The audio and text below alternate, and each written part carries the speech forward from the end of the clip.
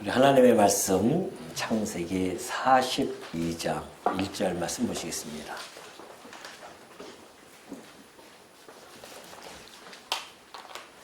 창세기 42장 1절입니다.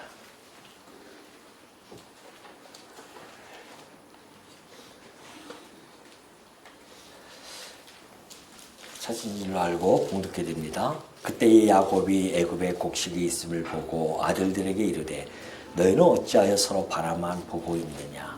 야곱이 또 이르되 내가 들은즉 저 애굽에 곡식이 있다 하니 너희는 그리로 가서 거기서 우리를 위하여 사오라. 그러면 우리가 살고 죽지 아니하리라 하며 요셉의 형 10사람이 애굽에서 곡식을 사려고 내려갔으나 야곱이 요셉의 아우 베냐민은 그의 형들과 함께 보내지 아니하였으니 이는 그의 생각에 재난이 그에게 미칠까 두려워함이었더라.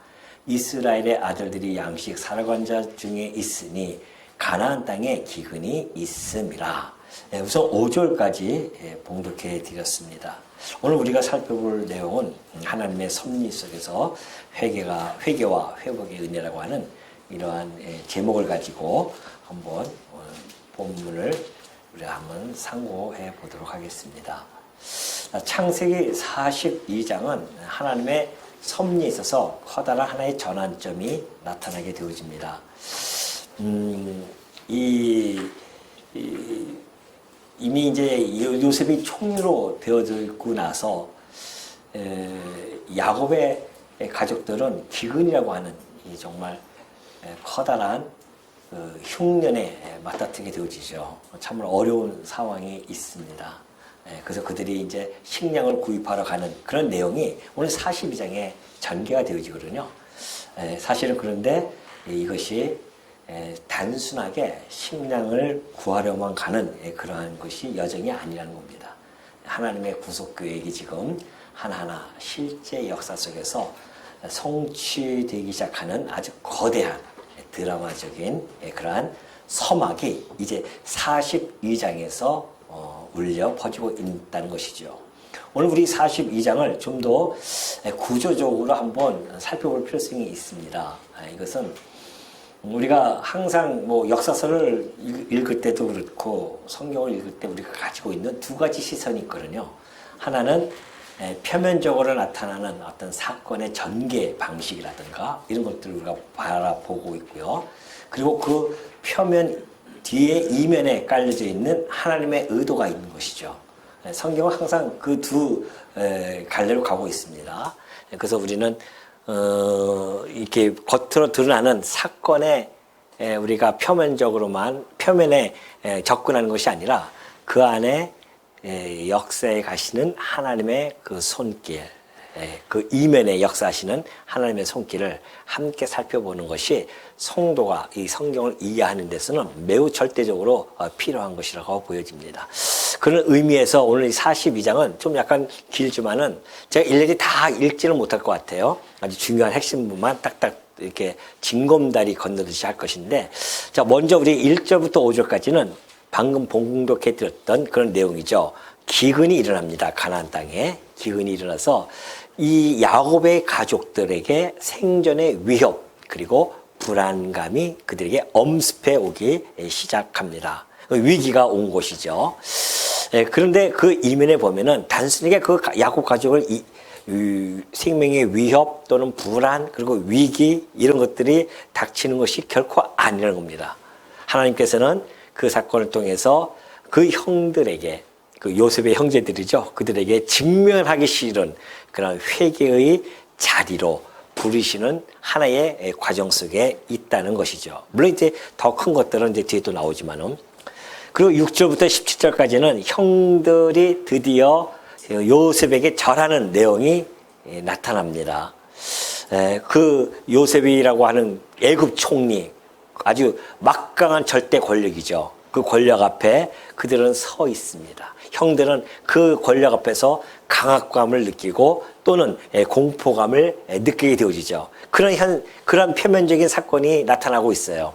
그러나 하나님은 그 사건 속에서 정말 하나님께서 요셉을 통하여 해 주셨던 그 꿈, 말씀 이것이 완벽하게 성취가 되어지고 그리고 형들의 내면을 다시 그들이 돌아보고 끄집어내는 그러한 내용이 오늘 이 17절까지 나타난다는 겁니다.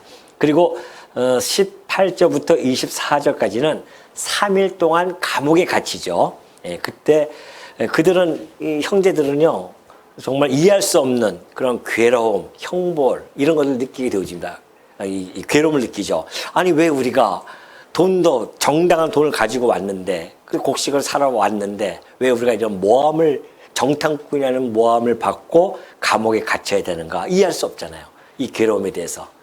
그리고 결국은 그들이 혹시 이것이 우리가 동생 요셉을 팔은, 이 애굽에 팔은 그러한 것 때문에 우리가 이런 형벌을 받는 것이 아니겠는가라고 하는 그러한 생각을 갖게 되어지죠.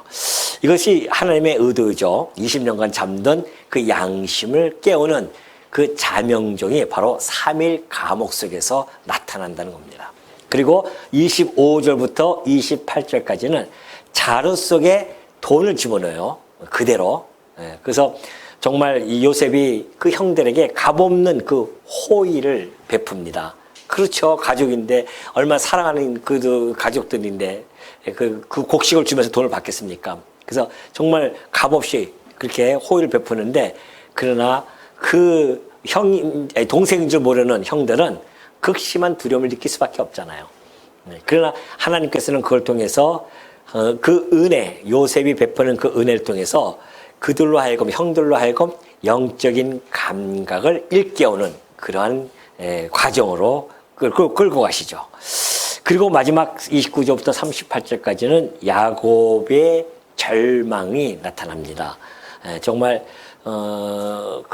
요셉이 없어진 것도 정말 슬플 일인데, 시므온까지 감옥에 또 갇히게 되어지고, 또 베냐민까지 데리고 오라는 그러한 현실 앞에, 눈앞의 상실로 인해서 깊은 절망감에 빠지죠. 하나님께서는 그 가문 전체를 구원하시기 위한 하나의 점진적 과정을 지금 보여주고 계신다는 것입니다. 이렇게 해서 오늘 42장은 물론 해피엔딩으로 끝나지는 않지만은, 그러나 그 과정 속에는 하나님의 위대한 그 섭리, 하나님의 그 언약이 어떻게 이루어져 가고 있는지에 대한 이러한 것들을 아주 잘 나타내는 하나의 전환점으로서 오늘 이 42장이 우리들에게 지금 읽혀지게 되는 것이죠. 자, 그러면 먼저 우리가 이 기근이라는 위기죠. 야곱의 가족들에게 닥친 기근, 이것은 정말로 위기입니다.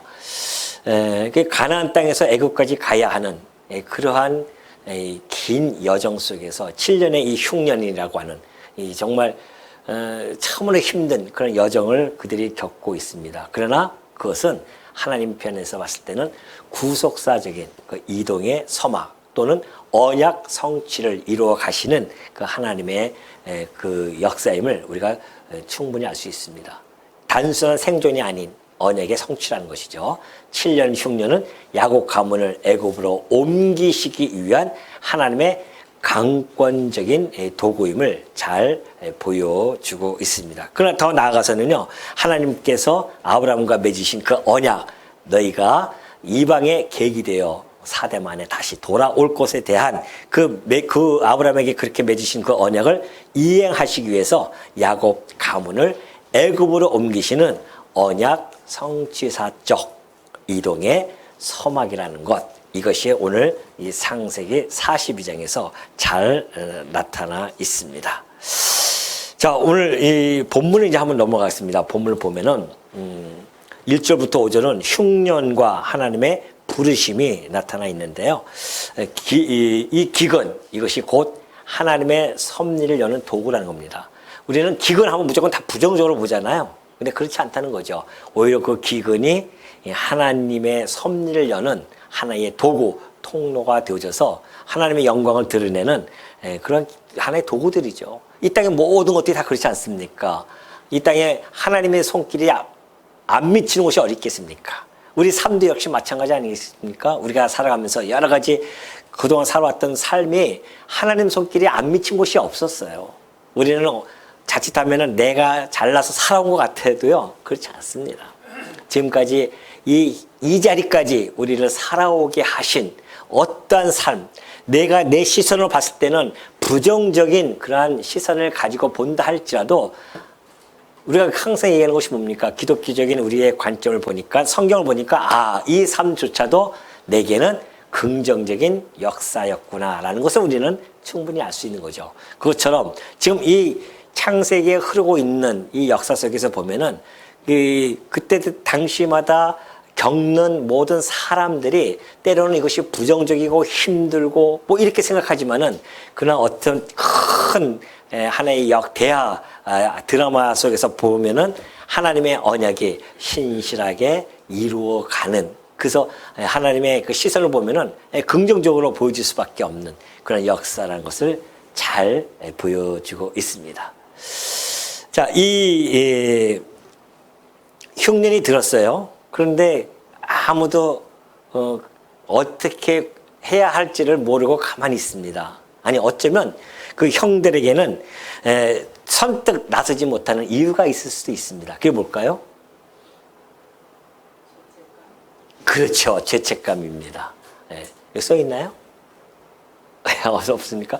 죄책감이 있습니다. 그들에게는. 왜? 자기 동생을 애굽에다 팔았기 때문에, 지금 애굽분이 곡식이 없다는 것을 알고서는 가긴 가야 되는데 그곳에 동생을 팔았잖아요. 그러니까 그 죄책감이 어떻게 그들이 선뜻 나서지 못하는 그런 의미가 있습니다. 애굽은 이제 20년 전에 요셉을 팔아서 정말 그들에게는 죄가 묻힌 그런 두려운 땅이라고 하는 것이죠. 그러나 하나님은 기근을 통해서 그 땅으로 내려가게 하시는 이 하나님의 섭리, 이것이 이제 하나님께서 그 형들을 회개의 자리로 이끄시는 그러한 하나의 과정이다라고 보여지죠. 자, 오늘 6절부터 보면요. 한번 6절 한번 볼까요? 6절 갔더니만 이제 갔어요. 가가지고서는 양식을 사러 갔더니만 때에 요셉이 나라의 총리로서 그 땅 모든 백성의 곡식을 팔더니 요셉의 형들이 와서 그 앞에서 땅에 엎드려 절하매. 이거 무슨 이야기입니까? 그 형들이 요셉 앞에 와서 절을 합니다. 이것은 벌써 오래전 이야기예요. 20년 전에 요셉이 형들에게 꿈 얘기를 했었지 않습니까? 뭐 해와 달과 별들 또는 또 뭐였죠? 곡식이죠. 곡식단이 자기 단에게 절하고 이런 모습들. 그것 때문에 사실 미움을 받았단 말입니다. 근데 그 꿈의 내용이 현실로 그대로 20년 후에 정말 피할 수 없는 현실이 되어집니다. 그 형들이 다 절을 할 수밖에 없었죠. 이것은 지금 요셉이 그 형들에게 절을 받고서는 그들에게 물어보고 있습니다. 당신들은 어떻게 해서 왔어? 그러니까 우리는 이거 9절 보면 그러죠. 요셉이 그들에 대해 꿈을 생각하는 겁니다. 이것이었구나. 꿈을 꿔서 하나님께서 내게 꿈을 꾸게 하신 그 내용이 바로 이것이었구나. 이것을 확실히 알게 되죠. 그러면서 어떻게 왔느냐? 곡식을 사러 왔습니다. 그러죠. 그러니까 아니다. 너희들은 내가 보니까 정탐꾼 같다. 이렇게 그들에게 대합니다. 그들 형제들이 깜짝 놀라죠. 아닙니다. 우리는 한 사람의 아들들로서 우리가 다 같은 형제입니다. 그래요. 그러니까 계속해서 요셉은 몰아붙이죠. 계속해서 너 정탐꾼이다. 그러죠. 그러니까는 여기 나라를 틈을 엿보러 왔구나. 그렇게 이제 자꾸만 몰아붙이니까 이들이 아닙니다. 우리는 사실을 하면서 13절 보면 이렇게 얘기하고 있어요. 그들이 이르되 당신의 종 우리들은 12형제로서 가나안 땅 한 사람의 아들들이라. 막내 아들은 오늘 아버지와 함께 있고 또 하나는 없어졌나이다. 굳이 이야기할 필요성이 없는데도 불구하고 그들은 스스로 양심의 가치에 의해서 그냥 자기도 모르게 그걸 이야기했습니다. 그러니까 요셉이 정확하게 알죠. 그러니까 그것이 너희들이 정탐꾼이라는 것이다. 그러면서 더 몰아붙입니다. 이 요셉의 이 엄한 태도는요, 그가 형들에 대한 복수심을 가지고 있기 때문에 하는 것이 결코 아닙니다. 이것은 바로 하나의 거룩한 변장이라고 할 수 있죠. 싹 거룩한 변장이라고 해가지고서는 그 형들로 하여금 내면 상태를 지금 확인하는 그러한 작업입니다. 더 나아가서는 그들의 그 과거의 죄를 직면하게 하려는 그 요셉의 그 의도가 여기에 깔려 있는 것이죠. 그들은 그 요셉의 그 엄한 꾸짖음에 쩔쩔 맬 수밖에 없습니다. 그 가운데서 그들은 18절에 보면은 이렇게 되어져 있어요. 17절, 그들을 다 함께 3일을 가둬버립니다. 너희들 정탐꾼이야 하면서 요셉이 3일 동안 감옥에 가두어 버립니다. 근데 이 3일 동안 가둔 감옥의 그 시간은요, 형들의 그 양심, 죽었던 그 양심을 깨우치는 하나님의 시간이었던 것이죠. 그들이 그 3일 동안 그 있으면서요, 18절에 보면 그러죠. 사흘 만에 요셉이 그들에게 이르되 나는 하나님을 경외하노니 너희는 이같이 하여 생명을 보존하라 그래요. 3일을 딱 있고 났어요. 그러고서는 그들을 계속 있으면 안 되잖아요. 아버지도 굶고 계시니까 빨리 보내겠다는 요셉이 생각해가지고서는 널 빨리 가라. 가는데 그 중에 한 사람만 남아라. 좋다. 처음에는 너희들 다 남고 한 명만 가라고 했는데 3일 후에는 감옥에 가둬놓고 나서는 한 명만 남아라. 그리고 너희들 가라. 그러죠. 그래서 막내 아들을 너희가 데려와라. 그래야 내가 너희들의 말을 믿을 수가 있다는 거 아니겠습니까? 그러니까 그들이 그때 21절에서 이렇게 이야기합니다. 그들이 서로 말하되 우리가 아우의 일로 말미암아 범죄하였도다. 그가 우리에게 애걸할 때에 그 마음의 괴로움을 보고도 듣지 아니하였으므로 이 괴로움이 우리에게 임하였도다 그러잖아요. 그렇죠? 이 3일 동안 있으면서 그들의 이 양심이 깨우치기 시작합니다. 20년간 묻어놓았던 그 죄가 드디어 고백으로 터져 나오고 있습니다. 자, 요셉은 지금 그들이 하는 이야기를 못 듣는 것 같죠. 왜냐하면 통역을 두고 얘기했기 때문에 못 알아듣는 줄 알고 자기네끼리 이야기하면서 이렇게 자기의 죄를 고백합니다. 우리가 그때 요셉을 애걸복고 할 때 정말 그때 하지 않았어야 되는데 이것이 우리가 지금 당하고 있는 형벌이 아니겠느냐 이런 마음이죠 지금. 그러니 때로는 이런 고난 이런 것들이 사실은 종종 우리들 가슴을 우리의 죄책감이라든가 우리의 양심을 깨우는 하나의 자명종이 아닐 수 없습니다. 우리가 사실 그러잖아요. 우리가 고난을 당할 때에 우리를 살피고 뒤를 돌아보지 않습니까? 내가 혹시 하나님 앞에 어떠한 잘못을 하지 않았는지 우리가 한 번은 뒤돌아보잖아요. 고난 속에서 아니야 나는 이것은 욥의 고난이야 이렇게 얘기할 수 있겠어요? 늘 죄 가운데 살아가는 우리들인데 욥은 좀 다르잖아요. 계시적인 인물이니까. 그렇기 때문에 우리가 어떠한 어려움을 당할 때는 우리를 뒤돌아보는 거 아니겠습니까? 근데 고난이 없으면은 사실 우리 뒤에 안 돌아봅니다. 그냥 나 잘난 줄 알고 그냥 앞으로 그냥 가죠. 하나님께서 때로는 우리에게 고난을 주시는 이유가 우리를 깨우는 하나의 작업입니다. 그래서 시편의 기자처럼 고난은 우리에게 뭐예요? 유익이 되어진다는 거 아니겠습니까? 하나님께서 그 고난을 통해서 우리를 뒤돌아보게 하고 깨우치고 그래서 이 고난이 우리의 자명종이니까요. 우리의 양심, 우리의 죄책감을 깨우는 그러한 자명종이 되어지는 거죠.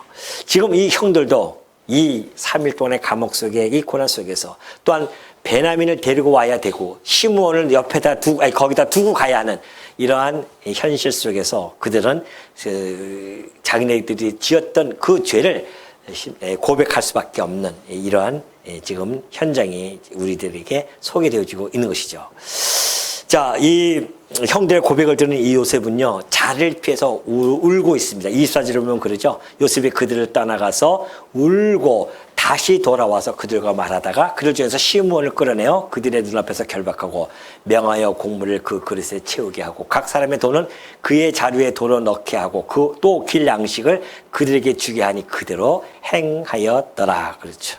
자, 요셉은 그 우는 것은요, 사실은 복수의 눈물은 아닙니다. 내가 저것들을 복수해야겠다. 이런 복수의 눈물이 아니라, 정말 회복을 기다리는 그러한 마음의 눈물이죠.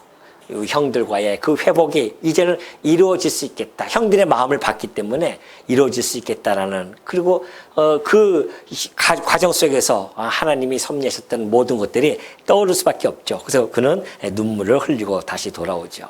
그리고 나서 이제 25절 보면 그래요. 그들이 곡식을 나귀에 싣고 그곳을 떠납니다. 한 사람이 여관에서 나귀에게 먹이를 주려고 자루를 풀고 먼저 그 돈이 자루 아귀에 있는지 알아요. 아니 이제 나귀에게 이제 먹이를 이렇게 주려고 자루를 풀었는데요. 요셉이 이미 거기에 그 곡식값을 가져온 것을 그대로 다 주죠. 이것이 바로 값없는 은혜의 모습을 잘 보여주고 있습니다. 그러니까는 사실은 요셉은 형들을 그리고 또 아버지 야곱에 대한 그 사랑이죠. 그 사랑과 은혜의 하나의 행위였습니다. 그것을 그대로 갖다 준 것은 함정을 빠뜨리고자 한 것은 아니었습니다. 그래서 그들에게 그 돈을 도로 넣어줘서 그들에게 내가 당신에게 이런 사랑과 은혜를 지금 베풀고 있습니다 라고 했지만은 사실은 죄책감 속에 있던 형들에게 있어서는 이것이 엄청난 오히려 공포로 다가올 수밖에 없었다는 겁니다. 근데 중요한 것이 있습니다. 지금 이런 순간에 그들의 입에서 뭐가 나왔을까요? 누구 이름이 나옵니까? 누가 나와요? 아니죠. 하나님이 나오잖아요. 28절에 보세요. 28절. 그들이 뭐라고 얘기합니까? 그가 그 형제들에게 말하되 내 돈을 도로 넣었도다. 보라 자루 속에 있도다 하니 이에 자루 속에 있도다. 이에 그들이 혼이나 떨며 서로 돌아보며 말하되 뭐라고 합니까? 하나님이 어찌하여 이런 일을 우리에게 행하셨는고 그래요. 요셉이 행했는데 이걸 하나님이 행했다고 합니다. 하나님의 이름이 처음으로 그 형들 입술에서 나온 겁니다. 이게 하나님에 대한 감각이 살아나기 시작한 거예요. 하나님이 하시는 솜씨 보십시오. 그 완악했던 그 형들이 이 고난의 현장 속에서 하나님을 떠오르게 되어지고 그 하나님이 떠오르는 순간 자기네들의 죄에 대한 감각도 살아날 수밖에 없죠. 이것이 바로 영적 각성의 시작이라는 겁니다. 그 형들이 영적 각성을 일으키기 시작합니다.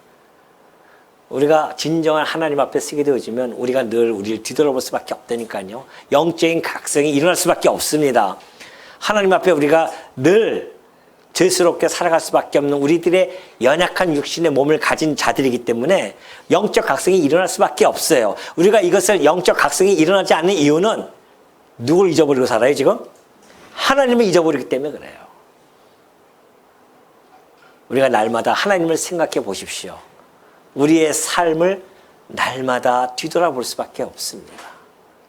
우리가 하나님이 안 보이시니까 그게 문제거든요. 우리는 안 보이면 없는 줄 알고 착각 속에 살아간단 말입니다. 하나님은 편재하신 분이기 때문에 내가 어디든 가든 내 하는 행동을 지금 어떻게 해요? 보고 계신다니까요. 내 하는 행동, 내 언어, 내 행위, 나의 손짓, 나의 몸가짐 이런 모든 것들을 하나님이 보고 계십니다. 때로는 정말 부끄러운 일을 하고 나면은 그러잖아요. 우리가 하나님 옆에서 날 보고 계셨을 텐데 얼마나 부끄럽겠습니까? 우리 스스로가 좀 부끄럽죠. 내가 안 보인다고 내가 잠깐 잊어버려서는 내가 그냥 육신의 그 어떤 막 쏘가지도 부리고 막 그랬었는데 알고 보니까는 내가 그런 가운데서도 여전히 우리 하나님은 나를 곁에서 보고 계신다는 거 아니겠습니까? 이것은 우리들에게서 매우 중요한 우리의 영적 각성에 있어서 매우 중요한 요소입니다. 하나님은 언제나 나를 보고 계시는구나. 내가 어디 가서 말 한마디 하는 것조차도 하나님이 내 곁에서 보고 계신다는 사실. 우리가 그걸 알게 되어지면 정말 말 한마디 한마디도 조심할 수밖에 없고요. 행동거지 하나하나 조심할 수밖에 없죠.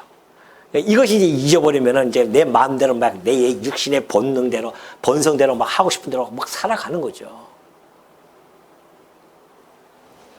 그렇다고 하나님이 지금 안 보고 계시는 게 아니란 말입니다. 그동안 내가 살아왔던 걸 하나님이 안 보고 계시는 게 아니에요. 다 알고 계십니다. 그러니 하나님 앞에 딱 가면은 우리의 살아왔던 삶이 주마등처럼 쫙 흘러간다니까요. 쫙 흘러갑니다. 그 얼마나 부끄럽겠습니까, 우리가.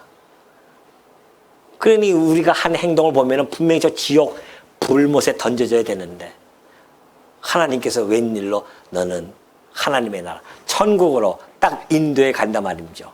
그 누구 공로입니까, 그게? 예수 그리스도의 공로가 아니겠어요? 그래서 우리가 살만 나는 겁니다. 그래도. 그렇다고 해서 어차피 나는 천국 갈 사람이니까 그렇게 막 사도 되겠구나.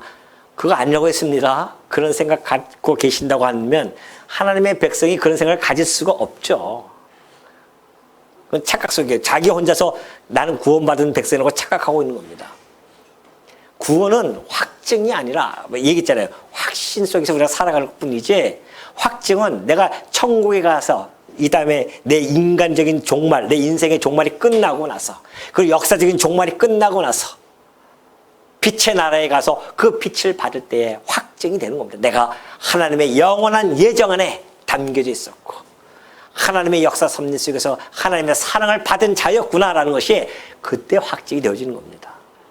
그러니 우리는 이 땅에서는 늘 확신 속에 살아가되 그 구원의 도상에서 구원을 이루어가면서 우리가 살아가는 겁니다.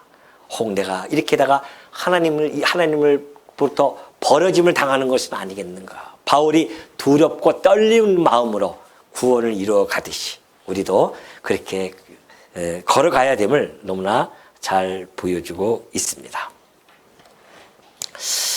자, 이제 그리고 나서 회복이 되어지는데요. 이제 29절부터 38절의 내용입니다. 29절, 38절까지는 앞에 있는 내용이 그대로 전개되어지는 거예요. 다시 말해서 야곱에게 가서 상황을 쫙 설명을 해갑니다. 앞에 있던 내용이 그대로 나옵니다. 아버지 여채처에서 이제 갔을 거 아니에요. 야곱이 아니 왜 너희들 9명이 왔느냐 그럴 거 아니에요. 그러면 이제 가서 쫙 얘기하겠죠. 쫙 얘기하면서 이렇게 그게 이제 29절부터 38절까지 그렇게 이야기합니다. 그러니까 난 결국은 베냐민도 데려가야 됩니다. 그래요? 그러니까 42장 36절 보면 그래요.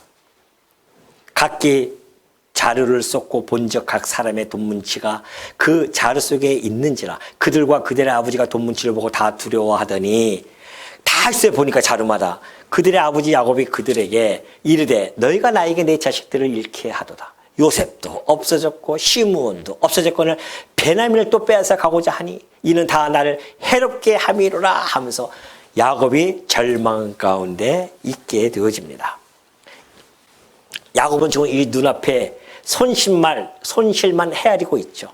그리고 절망의 가운데 빠질 수밖에 없었습니다. 그러나 하나님은 지금 이 모든 사건을 통해서 야곱 가문 전체를 구원해 가시는 하나의 과정 속에 있다는 것입니다. 회복은 그렇습니다. 단번에 오지 않는다는 것이죠. 42장은 해피엔딩이 아니잖아요. 지금 시몬 감옥에 갇혔죠. 야곱은 나를 해롭게 한다고 하면서 막 절망 가운데 지금 머리를 갖다가 쥐어뜯고 있죠. 그러나 변화의 싹이 하나하나 튀기 시작하는데요. 그것이 37절입니다. 르우벤이 그의 아버지에게 말하여 이르되 아버지 내가 그를 아버지께로 데리고 오지 아니하거든 내 두 아들을 죽이소서 그를 내 손에 맡기소서 내가 그를 아버지께로 데리고 돌아오리이다. 르우벤이 자기 아들을 담보로 해서 아버지께 이야기합니다. 제가 가서 내가 그전에는 우리가 요셉을 잃어버렸지만은 이제는 그럴 수 없습니다. 시몬을 내가 반드시 데려올 것인데 만약에 못 데려오면 내 아들을 죽이십시오. 그래요.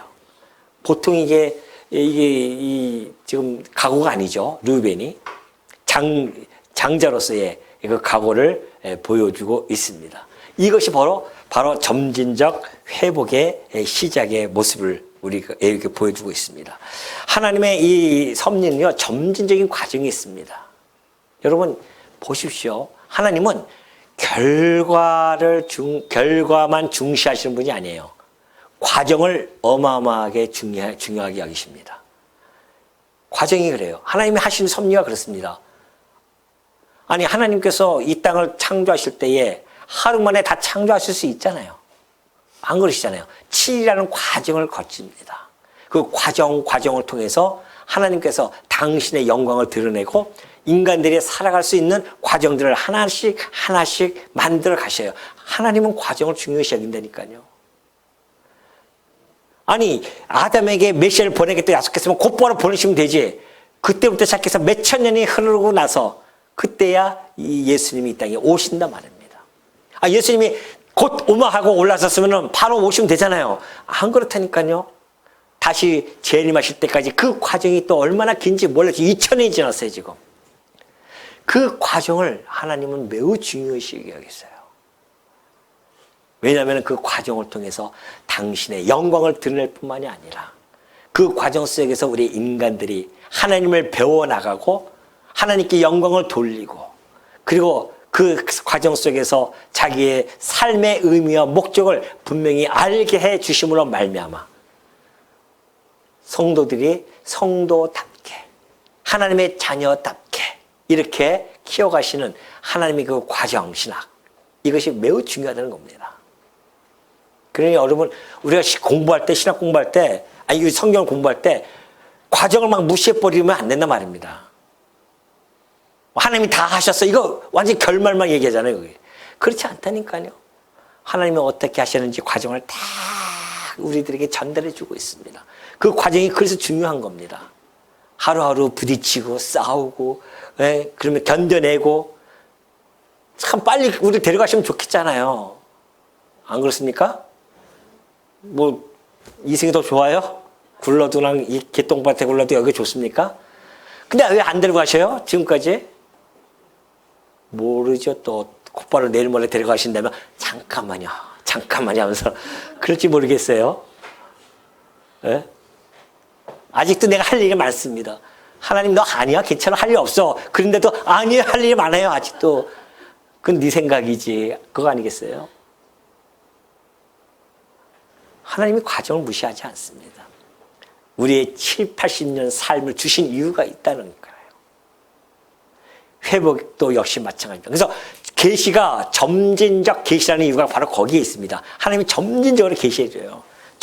천천히 하면서. 그래서 우리가 우리의 삶이 그래서 소중한 겁니다. 왜? 과정이니까. 하나님을 향해 나아가는 과정이기 때문에 우리의 생각, 우리의 삶, 이 과정들이 너무너무 중요해요. 하루하루가 그래서 소중한 겁니다.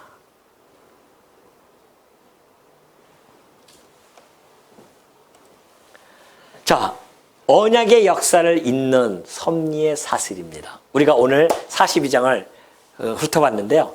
자, 이 42장 전체를 보면은 하나님이 언약의 역사를 이어가는 하나의 사슬로 지금 촘촘하게 이렇게 끌고 가심을 알 수 있죠.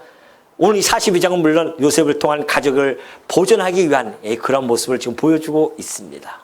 그리고 왜 이렇게 애가 해 나가시는가? 그 다음 단계가 있기 때문에 그래요. 그 다음 단계가 뭐예요? 애굽에서의 이스라엘 민족을 형성하기 위함입니다. 그럼 왜 이스라엘에서 이스라엘 민족을 형성할까요? 거기서 형성하고 나서 그 혈통을 통해서 뭐예요? 메시아를 탄생을 하나님이 준비해 가고 있는 그런 모든 과정들이라는 겁니다. 그러니까 이 기근 그리고 이 애굽행 이 한 가족의 생존기를 넘어설 수밖에 없음을 우리는 알 수가 있습니다. 이 가족이 보존되어야만이 됩니다. 이스라엘 민족이 탄생하기 때문에 그래요. 그리고 그 이스라엘 민족을 통해서 온 세상을 구원할 예수 그리스도를 이 땅에 보내실 것을 하나님은 계획하고 있음을 잘 보여주고 있죠. 오늘 우리는 이 42장을 통해서 우리가 한번 결론적으로 보면은 역시 이 요셉의 이 총리가 되어져서 하는 모든 일들을 보면은 이 예수 그리스도의 완벽한 예표가 틀림이 없음을 알 수가 있습니다. 한번 볼까요? 창세기와 이 신약을 전체적으로 한번 비교해 보면은 형들에게 철저히 버림받잖아요, 요셉이요. 우리 주 예수님이 자기 백성에게 백척받을 것에 대한 예표였다는 겁니다. 요셉이 종과 질수로 낮아진 후에 총리로 높아졌습니다. 예수님께서 십자가 죽음 이후 부활하시고 만유의 주로 높이실 것에 대한 뭐예요? 예표였습니다. 요셉은 자신을 해치려는 그 원수들을 오히려 살려냅니다. 우리 주님은 죄인 되는 원수들 위해 대신 죽으시고 그들을 살려내는 그런 역사를 전개해 가시죠. 요셉은 굶주린 세상에 생명의 양식을 공급했습니다. 우리 주님은 온 세상에 영원한 생명의 떡이 되어져서 기근 속에 있는 모든 인류에게 당신의 생명의 양식을 공급해 나가실 것에 대한 뭐예요? 예표였다는 겁니다. 그래서 요셉은 완벽하게 그리스도에 대한 예표로서 보여주고요. 그래서 이 창세기 지금 요셉의 이야기들은 요셉의 삶을 통해서 그리스도의 삶이 어떻게 돼요? 투영이 되어지는 거죠. 그래서 우리가 성경을 읽을 때는 항상 그리스도에게로 집약되어질 수밖에 없습니다. 이것이 바로 우리가 읽으면서 누가 좀 보여야 됩니까? 예수 그리스도께서 보이셔야 됩니다. 이것이 하나의 동화책으로만 느껴진다고 한다면 성경을 지금 표면적으로 보는 것뿐이에요. 그 이면에 깔려있는 하나님의 의도, 하나님의 섭리, 이것이 지금 커다란 하나님의 언약, 성취, 사적인 역사로서 이끌어 간다는 것을 우리가 볼 때에 이 창세기를 제대로 읽어낼 수 있다는 거 아니겠습니까? 오늘 이 42장은 바로 그러한 차원에서 우리들에게 매우 중요한 신학적 세 가지 기둥을 세워주고 있습니다. 그 첫 번째가 뭐예요? 하나님의 절대 주권이라는 겁니다. 하나님의 섭리는 인간의 끔찍한 그 악조차도 뛰어넘어서요, 반드시 구원의 선을 이루어 가신다는 거 아니겠습니까? 이것이 하나님의 절대 주권입니다. 기근은 우연한 자연재해가 결코 아니라는 것이죠. 야곱 가문을 이끄시는 하나님의 통치의 수단이라는 겁니다. 인간의 악행, 그것도 하나님 선으로 바꾸셔요. 이것이 하나님의 절대 주권 아니겠습니까? 이것이 지금 이 40장에 담겨있는 하나의 신학적 기둥입니다. 두 번째 기둥이 있어요. 바로 죄와 회개의 신학입니다. 하나님은 은혜를 베푸시기 전 반드시 뭐예요? 죄의 문제를 다루어 가신다는 겁니다. 형들의 양심을 깨우시는 그 과정은요, 마치 성령께서 우리 곧 죄인을 거듭나게 하실 때에 율법의 정죄, 그리고 양심의 이 가책, 이 단계를 겪으면서 우리로 하여금 하나님께 나아가게 하는 그런 하나의 상징적으로 그렇게 보여주고 있죠. 마지막으로 값없는 은혜에 대한 신학을 보여주고 있습니다. 요셉이 주었던 그 곡식의 자료에다가 돈을 준 것은 인간의 행위로 대가를 치료하지만은 생명을 살리는 구원, 곧 전적으로 값없이 주어지는 하나님의 선물이라는 사실을 이 42장에서 우리는 이러한 신학적인 의미를 우리가 깨치할 수가 있는 것이죠. 자, 결론입니다. 오늘 우리 결론적으로 창세기 42장은요, 흉년과 그리고 두려움, 갈등의 이야기처럼 보이지만은 사실상 하나님의 시선을 볼 때 구원의 역사가 지금 도저히 흘러가고 시작되어지는 그러한 장면이 아닐 수가 없습니다. 그들에게 찾아온 그 기근, 그들의 환난, 그는 그들을 멸망시키려는 하나님의 뜻이 아닙니다.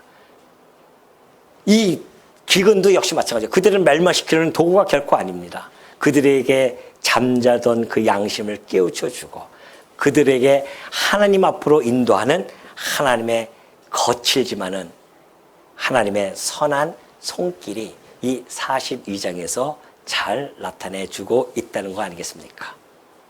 육신의 굶주림을 피하기 위해서 야곱의 아들들은 애굽의 요셉에게로 내려가야 했던 것처럼 오늘 우리는 어떻습니까? 이 세상 많은 사람들이 영혼의 굶주림을 가지고 살아가는 사람들이 얼마나 많이 있습니까?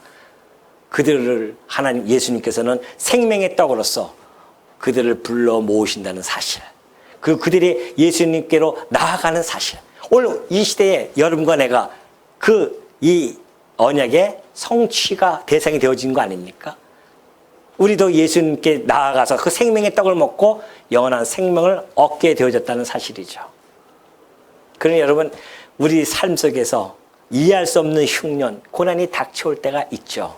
그러나 그 고통 이면에 우리를 구원과 회복으로 이끄시는 하나님의 완벽한 그러한 섭리가 있다는 사실, 그것을 아시고 오로지 우리 하나님만을 신뢰하며 한 걸음 한 걸음 나아가는 우리 성도님들이 되어지시기를 당부드립니다.